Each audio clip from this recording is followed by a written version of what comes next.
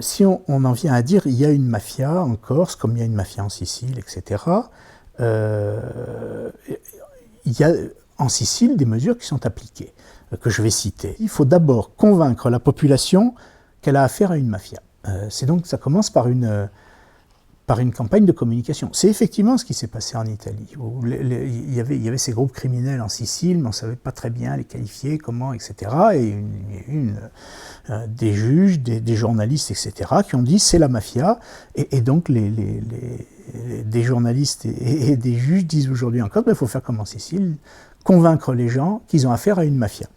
Il faut créer des juridictions spécialisées qui disposent d'un pôle économique et financier. Je fais remarquer que cette seconde mesure, les juridictions spécialisées et le pôle économique et financier, ça existe déjà en Corse. La GIRS est une juridiction spécialisée, elle est à Marseille, et la Corse est dotée d'un pôle économique et financier au même titre que 3 autres endroits en France, Paris, Lyon et Marseille. Le 4e pôle financier, il est en Corse. Quand on voit d'ailleurs quelle est la dimension économique de la Corse par rapport aux 3 autres pôles, on se dit qu'il n'y a pas grand-chose qui va passer à travers les mailles du filet en Corse, parce que c'est quand même extrêmement réduit. L'autre préconisation, c'est d'avoir la possibilité de dépayser les affaires. C'est-à-dire que les gens disent, quand il y a une société qui est en prise avec la mafia, c'est extrêmement difficile d'enquêter et de juger les affaires sur place, parce que la mafia a une telle emprise que les gens ne parlent pas, qu'il y a la loi du silence, qu'on ne sait jamais rien, etc. Donc il faut dépayser les affaires, ne pas les juger, ne pas les faire enquêter par des gens qui sont dans cette société, et ne pas les juger dans cette société, mais à l'extérieur.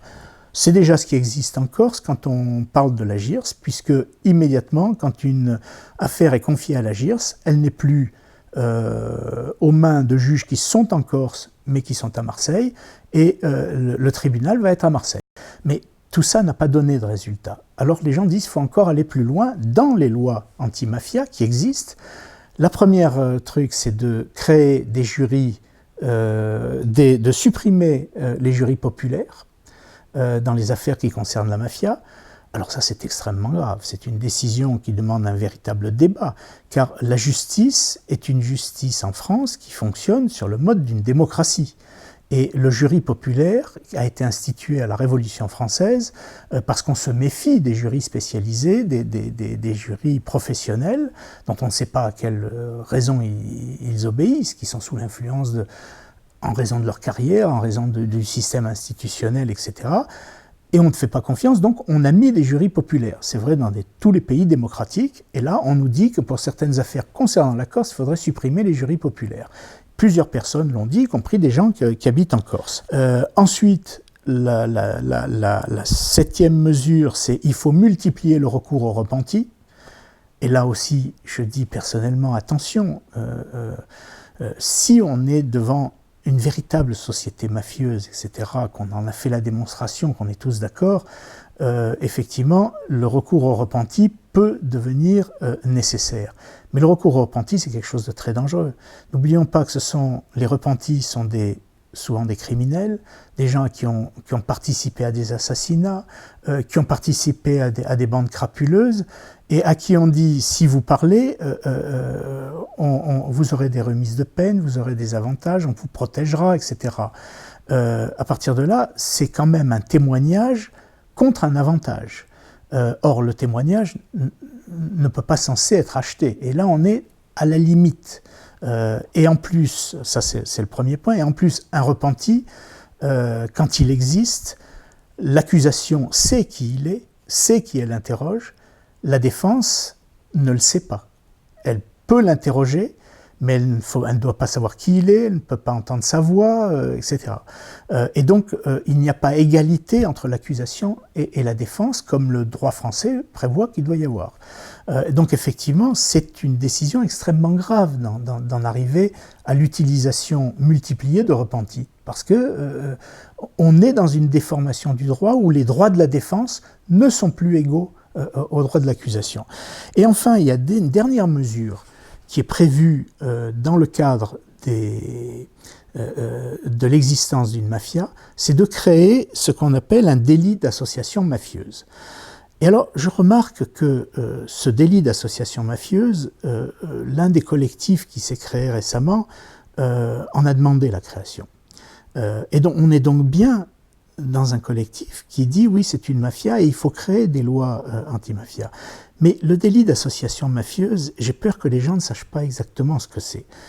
Ça n'est pas un délit de malfaiteur qui existe déjà, ça n'est pas un délit d'association de malfaiteurs qui existe déjà. Non, le délit d'association mafieuse, c'est un délit très particulier qui consiste à pouvoir saisir les biens de quelqu'un qui n'est incriminé de rien. Simplement parce que cette personne connaît, a eu des relations familiales ou a des relations d'intérêt avec quelqu'un qui est inculpé dans une affaire. Mais si vous êtes le frère, l'ami, le cousin ou une connaissance d'une de ces personnes inculpées dans une affaire dite de mafia, un juge peut décider de saisir tous vos biens alors même que vous n'êtes inculpé de rien du tout.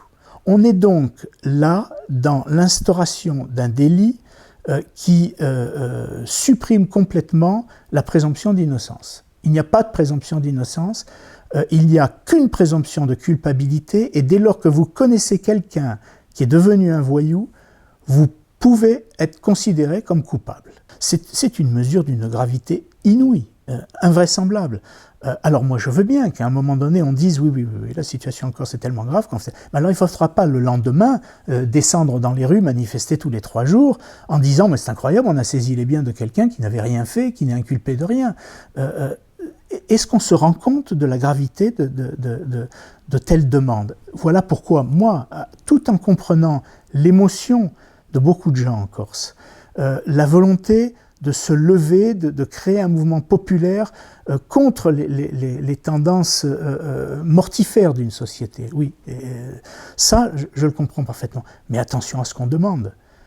Quand on demande, en parlant de mafia, une mesure comme le délit d'association mafieuse, on entre dans un débat qui est d'une gravité extraordinaire. Et on ne peut pas le demander comme ça. Je dis là, on ouvre un débat sur est-ce qu'une telle mesure peut être concevable en France et en Corse, mais on ne vient pas demander qu'elle soit mise en application sans savoir exactement de quoi il s'agit. Voilà quel est mon point de vue.